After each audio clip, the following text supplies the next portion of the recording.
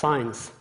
Science has allowed us to know so much about the far reaches of the universe, which is at the same time tremendously important and extremely remote, and yet much closer, much more directly related to us. There are many things we don't fully understand. And one of them is the extraordinary social complexity of the animals around us. And today I want to tell you a few stories of animal complexity. But first, what do we call complexity? What is complex? Well, complex is not complicated. Something complicated comprises many small parts, all different, and each of them has its own precise role in the machinery. On the opposite, a complex system is made of many similar parts, and it is their interaction that produces a globally coherent behavior. Complex systems have many interacting parts which behave according to simple individual rules, and this results in emergent properties. The behavior of the system as a whole cannot be predicted from the individual rules only. As Aristotle wrote, the whole is greater than the sum of its parts. But from Aristotle, let's move on to a more concrete example of complex system. These are Scottish Terriers. In the beginning, the system is disorganized. Then comes a perturbation, milk. Every individual starts pushing in one direction. And this is what happens. The pinwheel is an emergent property of the interactions between puppies, whose only rule is to try and keep access to the milk, and therefore to push in a random direction. So it's all about finding the simple rules from which complexity emerges. I call this simplifying complexity, and it's what we do at the Chair of Systems Design at ETH Zurich. We collect data on animal populations, analyze complex patterns, try to explain them. It requires physicists to work with biologists, with mathematicians and computer scientists, and it is their interaction that produces cross-boundary competence to solve these problems. So again, the whole is greater than the sum of the parts. In a way, collaboration is another example of complex system. And you may be asking yourself which side I'm on, biology or physics. In fact, it's a little different. And to explain, I need to tell you a short story about myself. When I was a child, I loved to build stuff, to create complicated machines. So I set out to study electrical engineering and robotics. And my end of studies project was about building a robot called ER1, looked like this, that would collect information from its environment and proceed to follow a white line on the ground. It was very complicated, but it worked beautifully in our test room. And on demo day, professors had assembled to grade the project, so we took ER1 to the evaluation room. Turned out the light in that room was slightly different. The robot's vision system got confused. At the first bend in the line, it left its course and crashed into a wall. We had spent weeks building it, and all it took to destroy it was a subtle change in the color of the light in the room. That's when I realized that the more complicated you make a machine, the more likely that it will fail due to something absolutely unexpected. And I decided that, in fact, I didn't really want to create complicated stuff. I wanted to understand complexity, the complexity of the world around us, and especially in the animal kingdom. Which brings us to bats. Behchen's bats are a common species of European bats. They are very social animals. Mostly they roost or sleep together. And they live in maternity colonies, which means that every spring the females meet after the winter hibernation, and they stay together for about 6 months to rear their young. And they all carry a very small chip, which means that every time one of them enters one of these specially equipped bat boxes, we know where she is. And more importantly, we know with whom she is. So I study roosting associations in bats. And this is what it looks like. During the day, the bats roost in a number of subgroups in different boxes. It could be that on one day, the colony is split between 2 boxes. But on another day, it could be together in a single box, or split between 3 or more boxes. And that all seems rather erratic, really.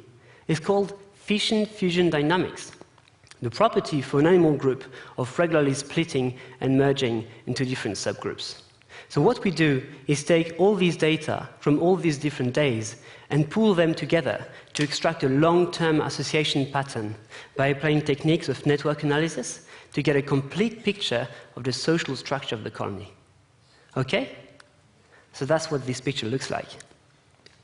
In this network, all the circles are nodes, individual bats, and the lines between them are social bonds, associations between individuals.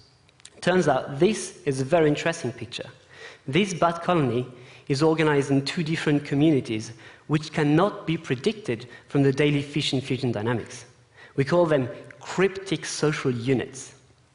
Even more interesting, in fact, every year around October, the colony splits up and all bats hibernate separately. But year after year, when the bats come together again in the spring, the communities stay the same. So these bats remember their friends for a really long time. With a brain the size of a peanut, they maintain individualized long-term social bonds. We didn't know that was possible. We knew that primates and elephants and dolphins could do that, but compared to bats, they have huge brains. So how could it be that the bats maintain this complex, stable social structure with such limited cognitive abilities? And this is where complexity brings an answer. To understand this system, we built a computer model of roosting based on simple individual rules and simulated thousands and thousands of days in a virtual bat colony. It's a mathematical model, but it's not complicated. What the model told us is that, in a nutshell, each bat knows a few other colony members as her friends and is just slightly more likely to roost in a box with them. Simple individual rules. This is all it takes to explain the social complexity of these bats. But it gets better. Between 2010 and 2011, the colony lost more than 2/3 of its members, probably due to the very cold winter. The next spring, it didn't form two communities like every year, which may have led the whole colony to die because it had become too small. Instead, it formed a single, cohesive social unit, which allowed the colony to survive that season and thrive again in the next 2 years. What we know is that the bats are not aware that their colony is doing this. All they do is follow simple association rules, and from this simplicity emerges social complexity, which allows the colony to be resilient against dramatic changes in the population structure. And I find this incredible. Now I want to tell you another story. But for this, we have to travel from Europe to the Kalahari Desert in South Africa. This is where meerkats live. I'm sure you know meerkats. They're fascinating creatures. They live in groups with a very strict social hierarchy. And there is one dominant pair and many subordinates, some acting as sentinels, some acting as babysitters, some teaching pups, and so on. What we do is put very small GPS collars on these animals to study how they move together and what this has to do with their social structure. And there's a very interesting example of collective movement in meerkats. In the middle of the reserve, which they live in, lies a road. On this road there are cars, so it's dangerous. But the meerkats have to cross it to get from one feeding place to another. So we asked, how exactly do they do this? We found that the dominant female is mostly the one who leads the group to the road. But when it comes to crossing the road, she gives way to the subordinates. A matter of saying, go ahead, tell me if it's safe. What I didn't know, in fact, was what rules in their behavior the meerkats follow for this change at the edge of the group to happen, and if simple rules were sufficient to explain it. So I built a model of simulating meerkats crossing a simulated road. It's a simplistic model. Moving meerkats are like random particles whose unique rule is one of alignment. They simply move together. When these particles get to the road, they sense some kind of obstacle and they bounce against it. The only difference between the dominant female, here in red, and the other individuals is that for her, the height of the obstacle, which is in fact the risk perceived from the road, is just slightly higher. And this tiny difference in the individual rule of movement is sufficient to explain what we observe, that the dominant female leads her group to the road and then gives way to the others for them to cross first. George Box, who was an English statistician, once wrote, "All models are false, but some models are useful." And in fact, this model is obviously false, because in reality, meerkats are anything but random particles. But it's also useful, because it tells us that extreme simplicity in movement rules at the individual level can result in a great deal of complexity at the level of the group. So again, that's simplifying complexity. I would like to conclude on what this means for the whole species. When the dominant female gives way to a subordinate, it's not out of courtesy. In fact, the dominant female is extremely important for the cohesion of the group. If she dies on the road, the whole group is at risk. So this behavior of risk avoidance is a very old evolutionary response. These meerkats are replicating an evolved tactic that is thousands of generations old, and they're adapting it to a modern risk, in this case, a road built by humans. They adapt very simple rules, and the resulting complex behavior allows them to resist human encroachment into their natural habitat.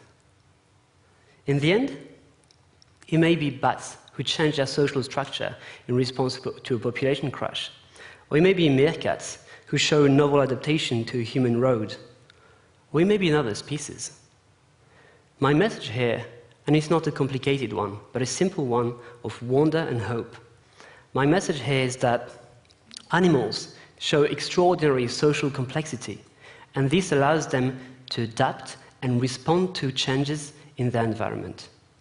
So in 3 words, in the animal kingdom, simplicity leads to complexity, which leads to resilience. Thank you.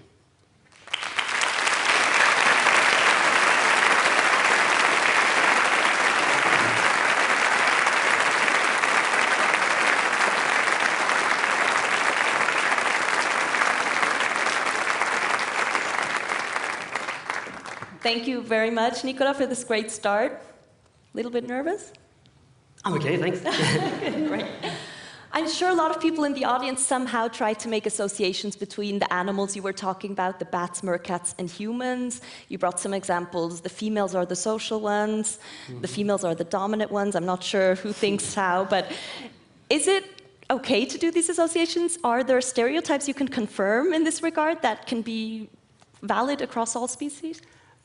Well, I would say there's also counterexamples to these stereotypes. For example, in seahorses or in koalas, in fact, it is the males who take care of the young, always.